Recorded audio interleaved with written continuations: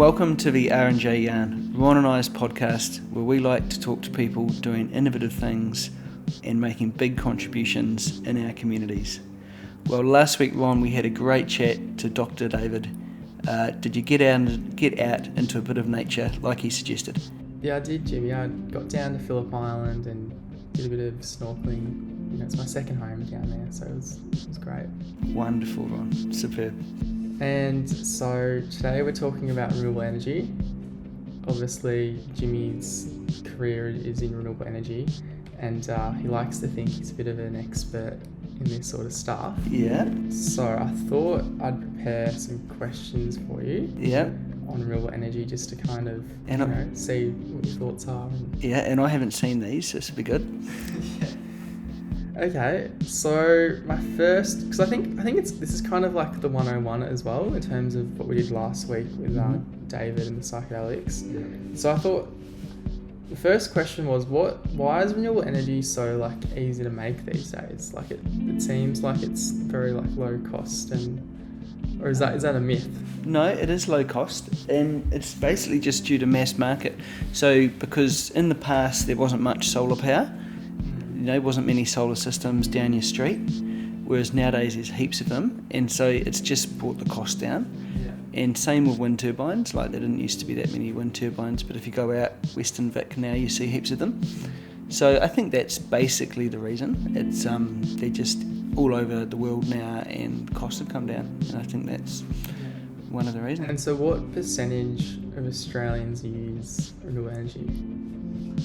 Tough question, because I presume we're talking about residential solar. No, just in total, everywhere. I think the answer is about a third or 35% or something like that. Yeah, so I think about a third of houses have solar panels on them, and then I think the other number is in terms of our whole electricity consumption, I think the total percentage of renewables is something around 30% as well. 70% gas and coal and a bit of diesel. And so people who have solar panels, what I don't get is why can't you then live off the grid? Yeah. It seems a bit... Yeah, it's a bit annoying, isn't it? It'd be great to live off the grid. Why can't you have solar panels, a few Tesla batteries? That's it. Yeah. What's the reason for that? Well, you can actually, if you have enough batteries. I think it costs about $30,000 to go to basically have a system like that. But even then, you wouldn't have 100% off grid, so you'd still have maybe if it was a really bad week of weather, then you still might run out of power. So look, I think you can do it. But it's just not as cheap as connecting to the grid, obviously. And then you do have to look after. So once you go off grid, wouldn't it long term work out cheaper? Yeah, I guess maybe it depends. It depends how much power you use.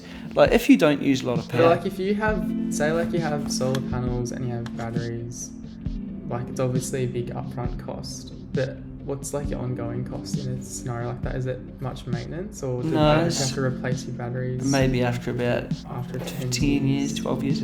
Yeah, but no, you're right. I think if you did it and then you also combined it with solar hot water, you know what I mean by that? So you kind of got the you put the pipes up on your roof and you can actually heat the water as well. Yeah.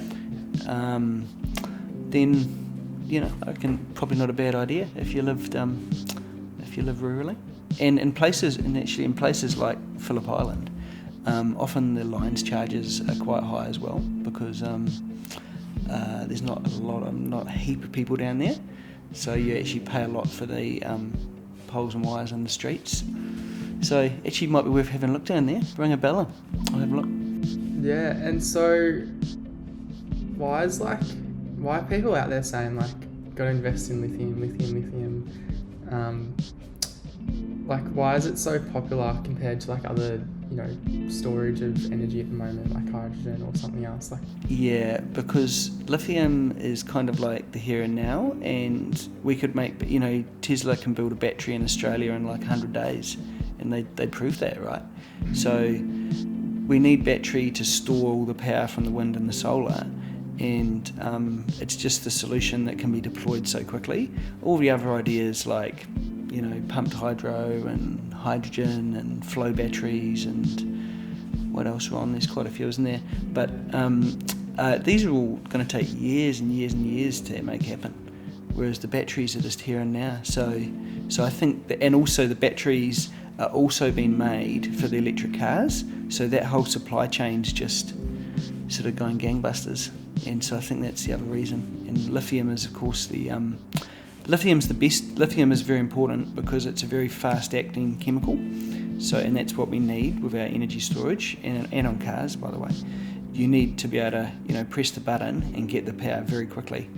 Whereas even with, like, say, pumped hydro or hydropower, there's still a bit of a delay. Those are normally electronic sort of things, aren't they? Like when you use hydrogen, because you're more just burning it. It works in a different. Yeah, it's more of a mechanical. It's more like mechanical power. Yeah, exactly. Yeah, it's mechanical energy.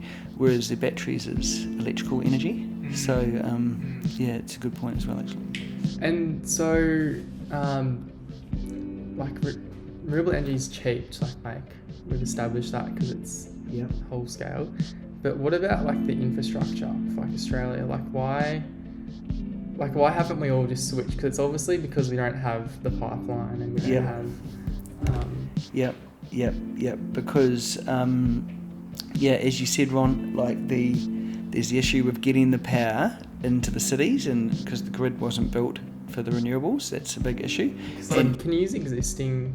You can, but then it just wasn't built where it needs to be, so there needs to be new lines built to get it to the old lines, if you know what I mean. Take even down the Latrobe Valley, there's talk of offshore wind down there. But is it as simple as wherever you're generating renewable energy, do you just have to create a pipe to then it can connect to everyone, or is there certain junctions it has to get to? Or? I think it can. Yeah, there is. So I think in general you could say they've just got to create new lines. The issue being that it's not pipes, it's lines, it's overhead lines, and a lot of communities don't like overhead lines going through them, big overhead lines, and that's one of the reasons it slows down. So that's the community issues are a big one.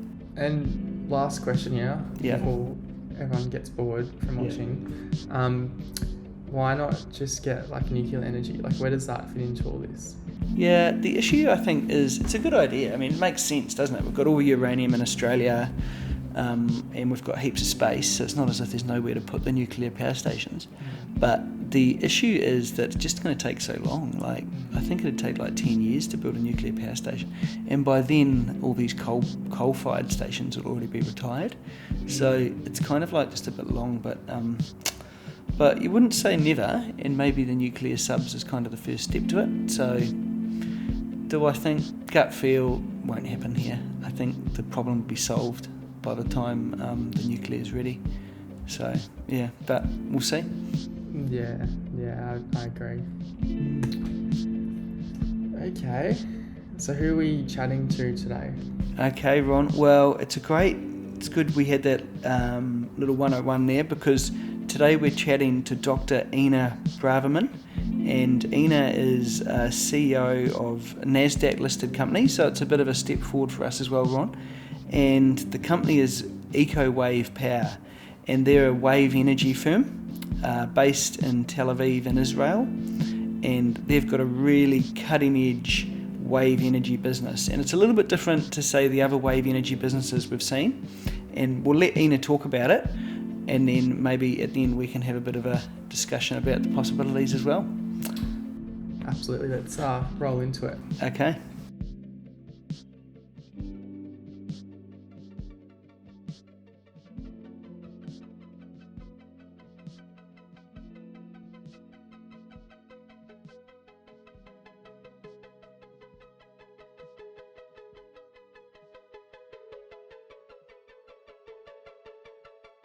Welcome to the final episode of our first season of the R&J Yarn, and there's no better way to conclude than with today's special guest, Inna Braverman.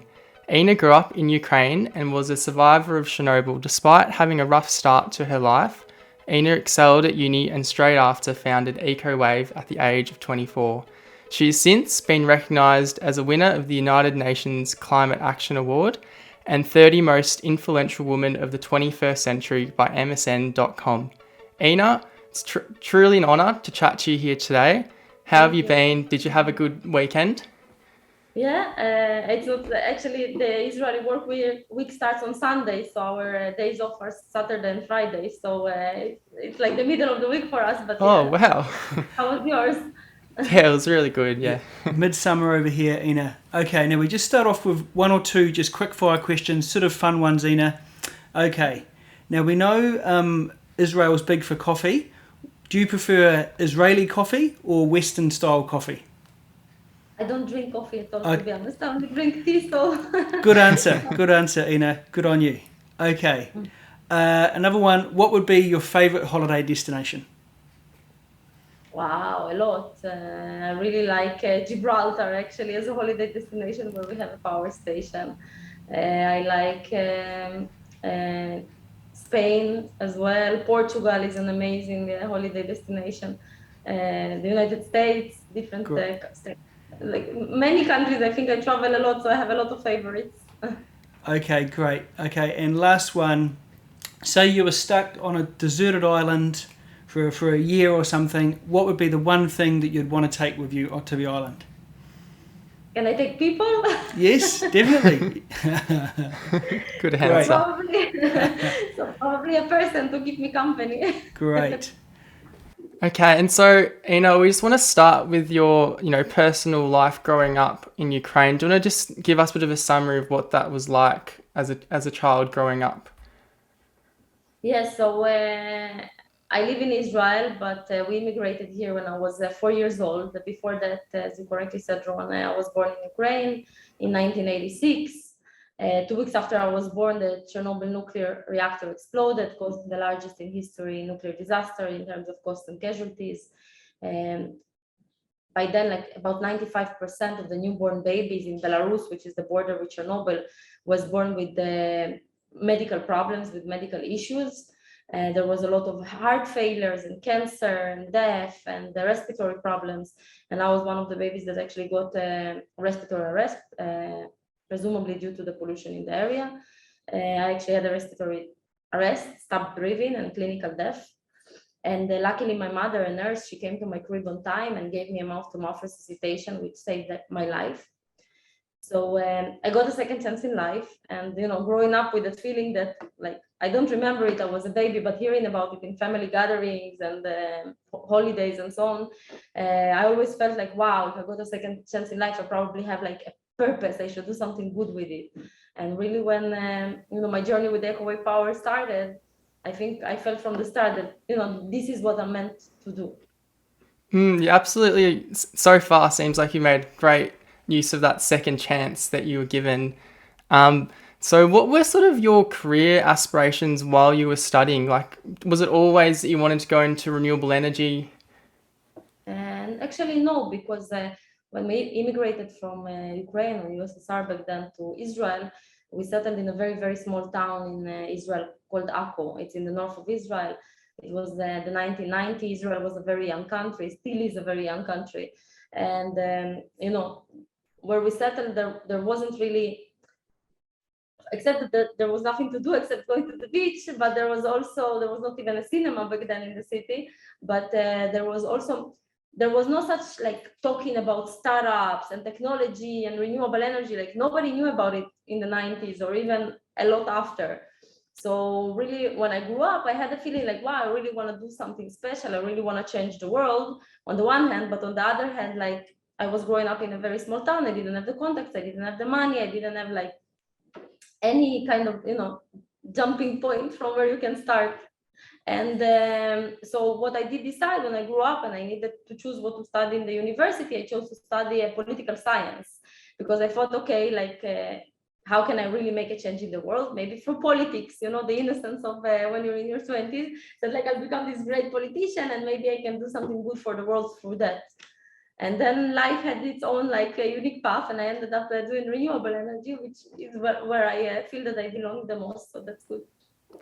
Yeah, it's incredible what you've achieved, and I love, reading about EcoWave. But what I also want to ask you is, where did that source of that entrepreneurial spirit come from? Like, what was it? What was in you, and was there any like key role models for you or family that you think you got that entrepreneurial spirit from?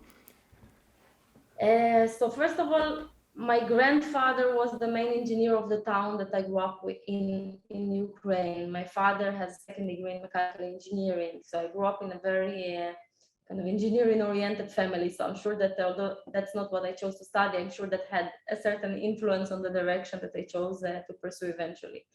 In terms of entrepreneurship, again, I didn't grow up among entrepreneurs. I didn't grow up hearing the word startups, technology, and or anything of this sort. So like the surrounding environment that was in proximity to me didn't really have the influence for choosing to go in an entrepreneurial path. And I do think that maybe when you kind of start your life or experience in your life with a not very good starting hand, when you play Texas Hold'em poker and they say the worst hand that you can get is the cards 2 and 7, like 2 and 7 is like almost certainly a losing hand. So like I kind of at the beginning of my life, like I was born super sick and like I wasn't feeling good also as a child in Ukraine. And again, I didn't come, we were immigrants from Ukraine to Israel. As immigrants, of course, you have financial difficulties and cultural difficulties, and like you struggle with everything possible. And even when I decided to open EcoWave Power, the energy industry is very male dominated, like it's mostly men and older men also, not exactly young women. According to a study by Ernst Young, only 5% of the executives in the energy sphere, the whole energy, not only the renewable energy, are women. So I was always kind of like maybe the underdog, or maybe like, I kind of heard a lot throughout the process, again, even after opening EcoWave Power, that maybe you don't belong, you're a woman, you're too weak, you cannot do it. Why can you do something that nobody else, like so many people have tried and they couldn't do it? So I think that maybe actually the naysayers, the people that kept saying, no, you can't, maybe we want to prove everybody, yes, I can. Yeah. So maybe that's kind of what pushed me to the right direction in a way. It's a great story. In some ways, I'm happy to hear that you didn't come from a family of entrepreneurs, because I don't come from a family of entrepreneurs, and hopefully Ron and I can start up a great business here. But so if we come back to 2011, it's yourself and the co-founder of EcoWave Power, David Leb. I hope I've said his name right, David Leb, I think. And so just tell us about that. So what prompted you guys to create the business? So basically, we met completely by accident. Me, when I finished my university, and the prime minister didn't call me to hire a political science major. Like, it's not that easy to find a job in politics, as maybe I thought going to study. I started looking for a job, and the first job that I found was actually as an English Hebrew translator for a renewable energy company.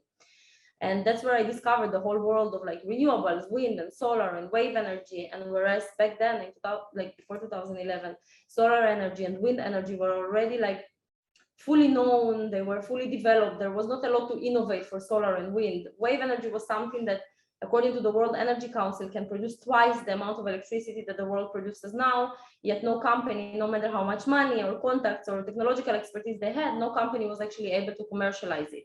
So that's kind of what drew my interest into the wave energy field specifically. And I started researching it, and I started looking, okay, like why all these companies with these gigantic resources, why nobody is able to commercialize wave energy? And I found out that there are 4 different problems, which is like, first of all, 99% of the companies went into the offshore in the middle of the ocean. The price was sky high, the reliability was low, it would break down after a few days or a few months of operation, because offshore you have waves of 20 meters and even higher.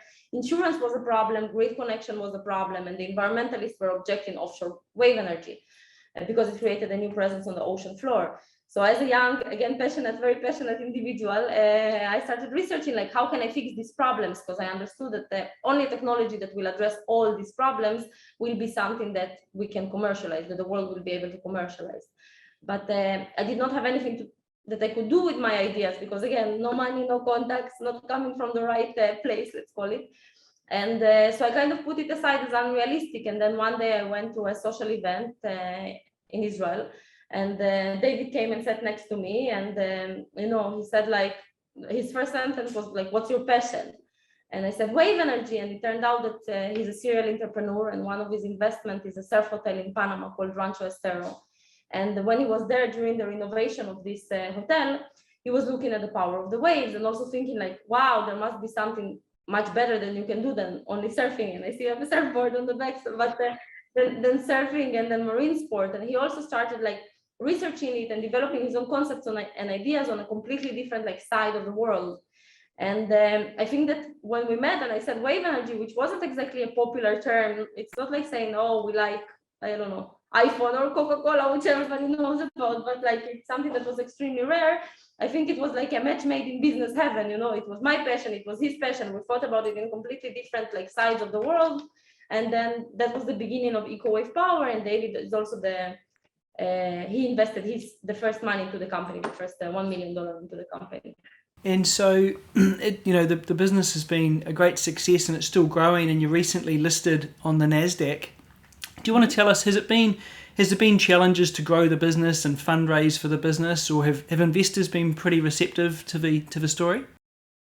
I think it was very challenging from different aspects. First of all, again, wave energy is kind of the new kid in the block of renewables. So there's not a lot of information about it. So there's a lot of educational process that we had to go through and are still going through, so people get familiar with wave energy and investors get familiar with wave energy. Also, I think the fact, like I said before, that most of the companies in the early days at least went into the offshore, which is a completely different approach than what EcoWave Power took. We install on existing structures near shore, like breakwaters, piers, and jetties. Also kind of made the industry look at us a bit maybe weird and saying like, okay, like 99% of the competitors are there, why are they going to a completely different direction? Plus a lot of the investors, they invested in the offshore technologies, in the old generation of technologies, and they lost all their investments because nothing was never built or it broke down. So they were a bit also hesitant about, like, even if they knew about that wave energy and were educated, they were a bit hesitant to go into it. Plus, of course, the hardship of being a female entrepreneur. It's like, we are publicly traded right now on NASDAQ Stockholm and on NASDAQ US, because we're basically dual listed on the European and the US NASDAQ. But when I just listed in 2019 in NASDAQ Stockholm, which was our first IPO, and which was a big step for the company, we actually had a meeting with a local PR company in Sweden. And it was one of the biggest companies, and there was a very impressive team of people. And when everybody left, one of the senior employees of the company, a lady, actually stayed in the room with me. And she said, if you want to be successful in Sweden, let me give you an advice. And I was like super excited. Wow, it's a new market. I'm the first Israeli company ever listed in Stockholm. I need any advice that I can get. And her advice was, if you want EcoWave Power to be successful on the financial markets in Europe, in Stockholm, and what you need to do is step down from the position of the CEO and hire an older man with white hair. That's a quote. So obviously that shows a bit of the hardship when you're in an industry that there's not too much women in it. Of course, I chose not to step down, and I stayed the CEO, and we chose not to work with this PR company.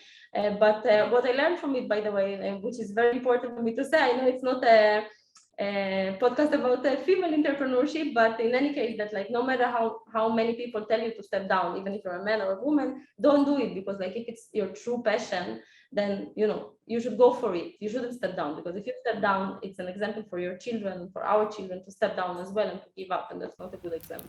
So true. Now, a lot of our listeners wouldn't have seen much wave power here in Australia.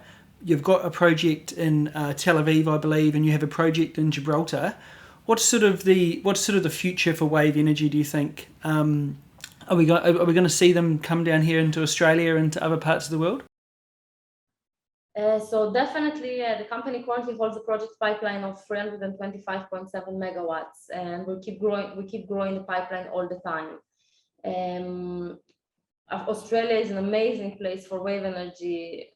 You have like great locations with great waves. You have a lot of breakwaters because you have a lot of great waves. The breakwaters in Australia and in any other part of the world are not prime real estate. They're just there to break the waves and protect the ports and the coastal population. So definitely Australia is a target market for us. We even signed an LOI with Meridian Energy, which is one of the biggest developers of renewable energy in Australia and Asia region, in order to develop projects in the future in Australia. I think, but the next, let's say, near future step for us, by the Gibraltar and Israeli power station, I think we were able to prove that wave energy in our way, the way that we do it, can be cost efficient and reliable and insurable and environmentally friendly and easily connected to the grid. Our next step to really make it into like a business is to show that wave energy can produce large amounts of electricity and also become profitable, because in the end of the day, everybody wants impact investment, but everybody wants their impact investment to be profitable as well and to make financial sense. And that's something that we're looking to do with our next site, which will probably be in Portugal, where we're starting, where we will be building our first megawatt scale power station. And then there we will aspire to show that, again, it's a much larger station, more floaters, that we can produce large electricity amounts and become profitable. I think from your track record, I wouldn't put any doubt on that. I think it will all go well with that. But I want to talk about you as the leader of EcoWave and as the CEO. What do you do to be able to perform at your best every day? I think just maintain a good balance between work and personal life. For example, as a CEO, it's really difficult to disconnect from your email. So even sometimes in the middle of the night, I can open the phone and read the emails, which is not the best balance. But like I try to really rest, like on the weekend. As I said, our weekend is Friday and Saturday in Israel. So I try to really rest as much as possible to kind of distract your mind, because sometimes when you're a bit distracted, when you're looking kind of from outside the box, you can get the best ideas, you can make the best strategy. Definitely, sometimes go to locations that inspire me, and then that I can just sit and think, not actually, because we really get kind of, we got preoccupied with the day-to-day things that we have. Like I have emails and contracts and public markets and interviews and sitting with employees. Like you have a lot of things that are going on together, which are all great, by the way. And of course, they're necessary to develop any industry or any new product. But I think that also these quiet times that you get, whenever I can get those, I kind of steal them and like sit and really strategize and think on the best steps for the company. Is there any specific strategies like for peak performance in terms like health or diet or certain routines, or yoga or anything like that helps that you partake in? What do you mean? Like if like I do any like exercise, or you're meaning like any activities that help? Yeah, because I have a background like in health science and nutrition, and I find it really fascinating, to see what sort of things CEOs do to kind of, stay alert. Yeah. So I think I'm lucky that I have like kind of a lot of energy from childhood. I'm a bit hyperactive. Yeah. So that really helps me. My nutrition is not perfect, but it's getting better, because I used to eat a lot of junk food when I just started the company. I was on energy drinks. Horrible. So now I stopped. So I'm getting there with nutrition, working out. Unfortunately, I don't really have the time or maybe the energy to work out after a long day in the office. So we're relying on genetics right now.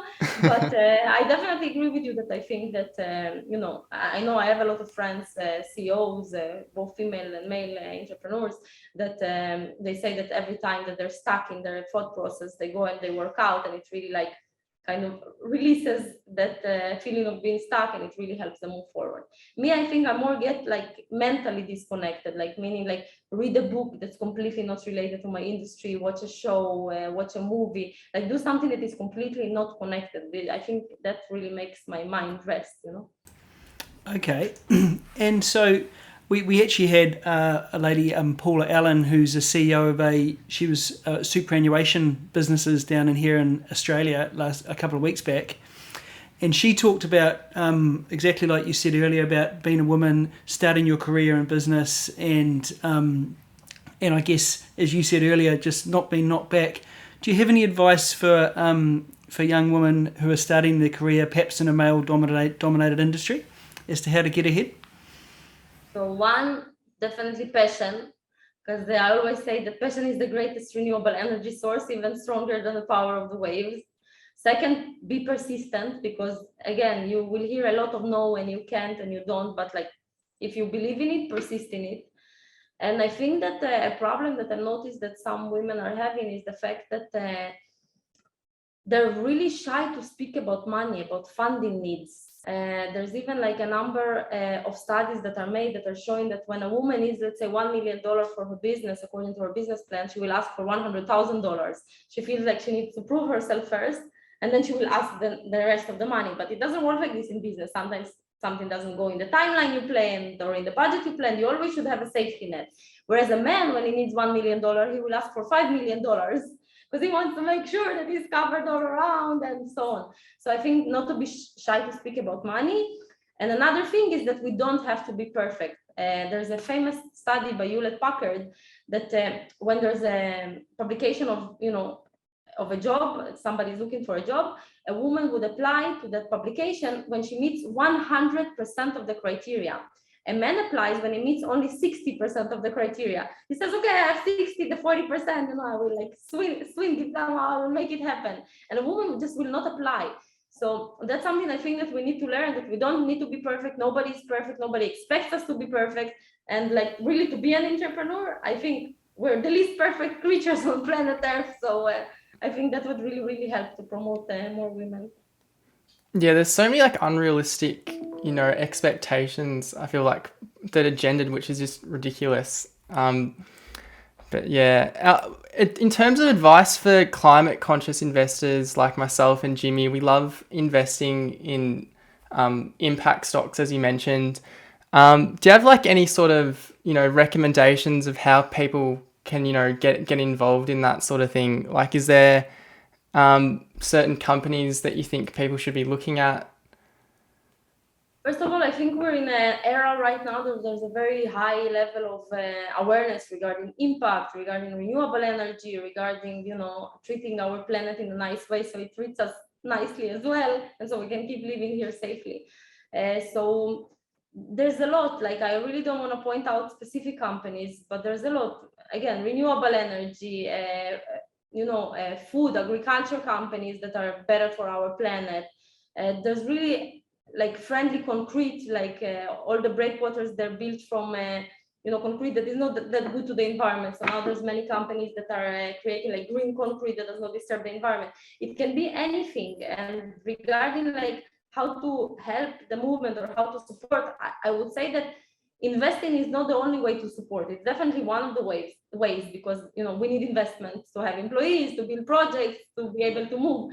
But like not everybody can invest, not everybody likes to invest, but everybody can do something good for the world. So you can just choose to recycle, you can choose to, I don't know, drive an electrical car, or not drive a car at all, maybe use a bicycle. Like here in Tel Aviv, everybody are on bicycles and scooters and are replacing their cars. It's really a trend. So like whatever you can do for the environment, you should do for the environment, if it's investing or if it's other things. And Israel has a great reputation for that. What is the startup ecosystem like, over there? So yeah, Israel is considered a startup nation. I think it has the most startups per capita in the world, which is very surprising since it's a very small country. We have only a population of about 10 million people. I think that Israel is in a very unique position in two ways. First of all, we're surrounded by neighbors that are not necessarily friendly. Like we have a lot of security problems. And I think that it creates kind of a feeling for the people that, we have to live today. We have to accomplish as much as possible today, because who knows what will happen tomorrow. We have a very good army and very good safety inside the country, but you still live under a feeling like, okay, live the day, take advantage of the full capacity of what you can achieve. So I think this is something that definitely helps kind of this concept of startup nation.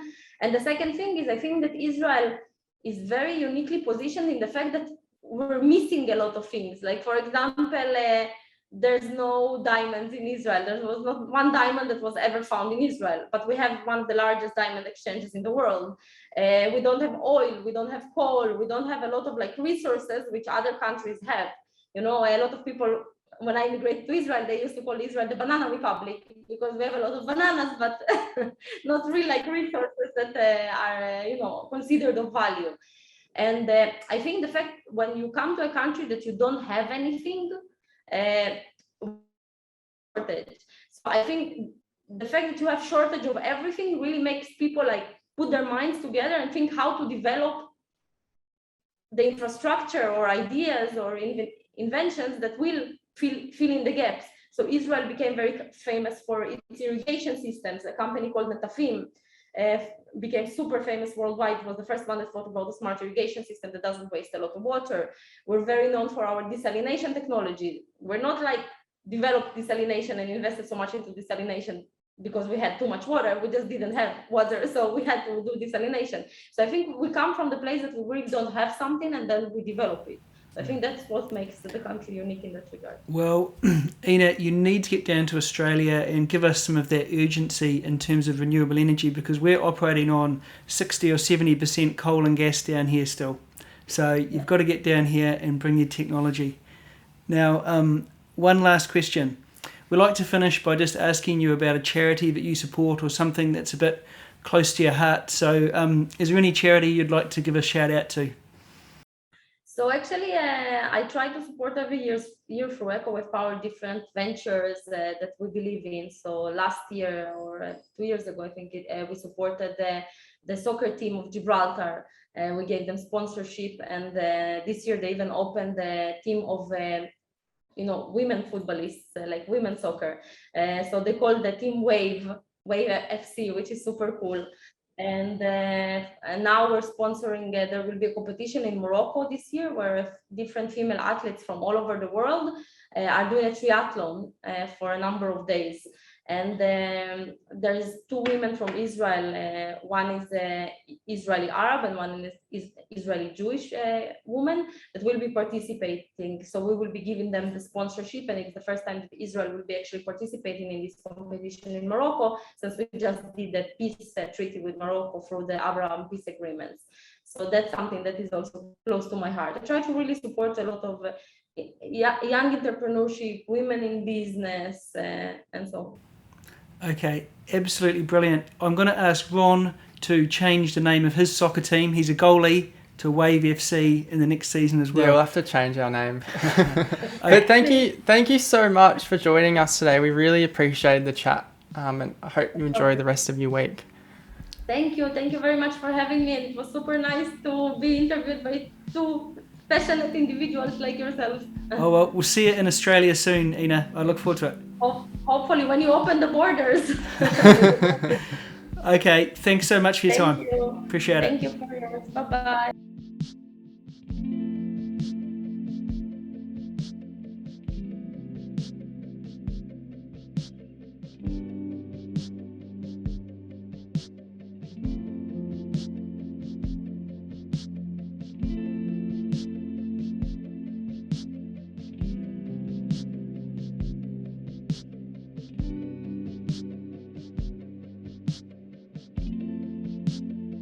Wow, what a great chat that was with Inna.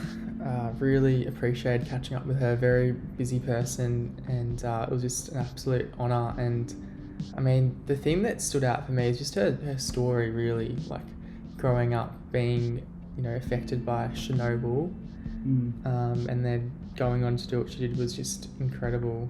And it's almost, it's quite funny in a way, you could say, that she was affected by like nuclear energy, and then she's then maybe unconsciously then kind of gone into doing renewables. It's weird how those sort of how the world works like that way. But yeah, like she said, she pretty much had a second chance in life, and she's really been aware of that and made the most of every extra opportunity she's had. Yeah, absolutely. It made me sort of think, like, in terms of, like, you think about what career you end up in and what you end up doing, and I sort of wonder why.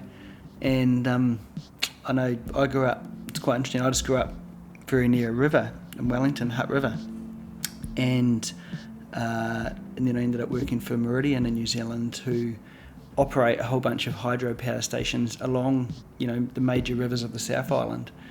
And I don't know, maybe subconsciously I was kind of drawn to making energy out of major rivers, but definitely in Ina's case, she maybe that had the effect of her wanting to sort of work out, well, what are some clean ways of making energy. The other thing that, and she touched on it a wee bit, was there's been a lot of like wave energy companies in the past, and there's been a few in Australia actually, but they've all had some pretty big drawbacks to them. Like some of the wave energy in the past have been like out in the ocean, so they've had to be sort of anchored to the seafloor, so quite a lot of disturbance of the seafloor, and then you'll have like the wave energy devices out in the ocean, and so what happens is they're kind of disturbing the sea life, and then a big wave just comes and smashes them anyway. So there's quite a lot of cost to upkeep. Whereas what EcoWave are doing is they've got the wave energy devices attached to the jetty, and so it's much easier to move the power, much easier to install, and if weather's really bad they can sort of move them out of the water as well. So it's a really innovative idea, to be honest. And honestly, like a cruise line, like it'd be cool like if you had EcoWave like attached to it, and like it'd be up while it's driving, and then when it like sort of docks for the day or whatever, just like drops them down. That'd be pretty cool. Yeah, that's actually a pretty good idea. That way it would then have all of its energy for the boat. It'd just be generating it like when it's in port. Could be an option for the old Spirit of Tasmania, which we can see here from the from the studio. I was looking at that this morning, and I think subconsciously I've then thought of that. Yeah, actually not a bad idea. I agree.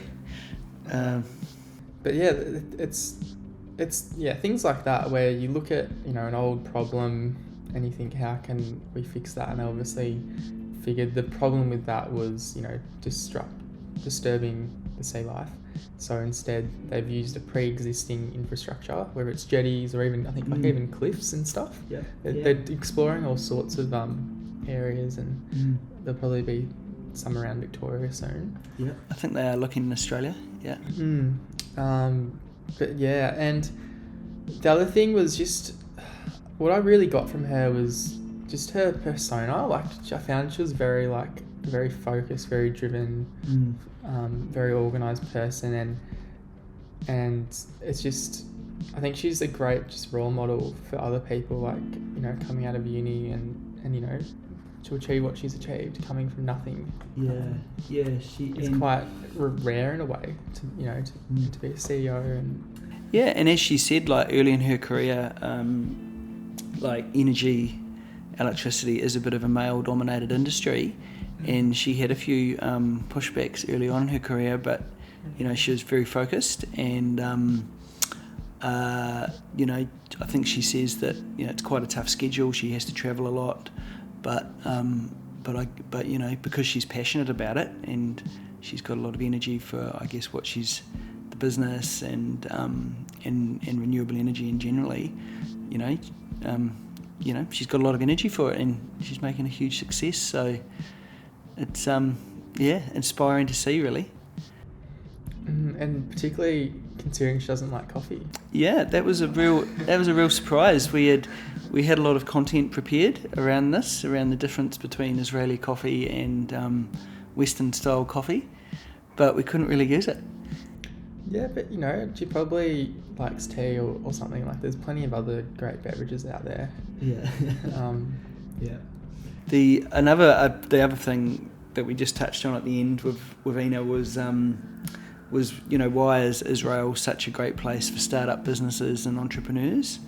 And I thought what she said was quite powerful. She said that because in Israel, you've got, it's not a very resource. It doesn't have a lot of resources, and also it's kind of not. It has a lot of enemies, maybe not quite the right word, but kind of has a lot of security issues all around them.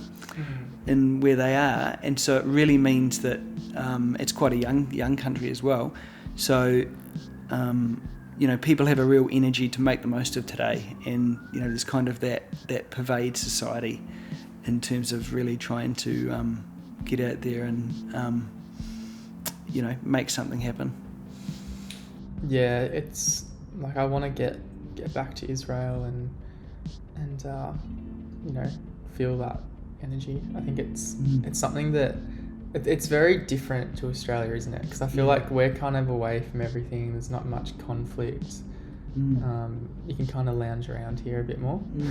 Got plenty of. We're very lucky having all our resources. Whereas over there, it's polar opposite. Exactly. We need a bit of that, I think. Yeah, I haven't been there, but my sister has, and she loved it. So definitely one for the bucket list, Ron. So, what was your favourite thing? This is our last episode for season 1, and what was your highlight, Jimmy? There's plenty of interesting. Yeah, it was. People. The highlight was definitely just talking to the different guests and getting to kind of know about some things that I'd sort of heard about and stuff, and it just gave it was a real honour to go into places and go into like Armadale Cellars and talk to Phil and hear all about that enterprise, what he's been what he's spent the best part of 30 or 40 years. And I guess that's the other thing as well, like it has been quite an honour in a way to think about Paula, who's my auntie, and we really heard a really personal sort of life story, wasn't it? So it's I think the highlight, I've probably said 2 now, Ron, but the highlight was definitely going to some places that I was interested in and we were interested in. But secondly, probably just that honour of kind of hearing people's life story. Yeah, I have to agree with you on those. Like, I think, definitely that first outing to Phil, his wine cellar in Armadale, great place. It was just really awesome. Like, it was a great experience, and being able to have these people that you follow and you're very interested in knowing more about, and then being taken with open arms. But I definitely learned so much, and I still reflect on our first chat we had with Ken about all the things he said, and I definitely think that's been really good motivation for me. So they were probably the highlights for me, I think. Yeah, he was awesome, wasn't he? And look, I think we have to acknowledge we did have a few hiccups, and certainly Ken and we mostly just at the very beginning, getting our audio right and getting our technology sort of all in order. But but getting the audio off Ken was probably the biggest one. Yeah, that was a classic. We'll have to have a tell-all episode one day where we tell all our secret behind-the-scenes problems. But then I think obviously we came leaps and bounds in terms of the audio, and that's all thanks to yourself, buddy. I don't know about that. I think I've got a long way to go, but so I guess I've just better say thanks to all the guests who came on and gave up their time. And we didn't have too many people say no, if any, really. We got everyone in the end that we wanted. Yeah. So thanks everyone. We've loved all the support we've gotten, and hopefully see us again soon. Definitely. Yeah. Thanks, guys. Okay. See you soon.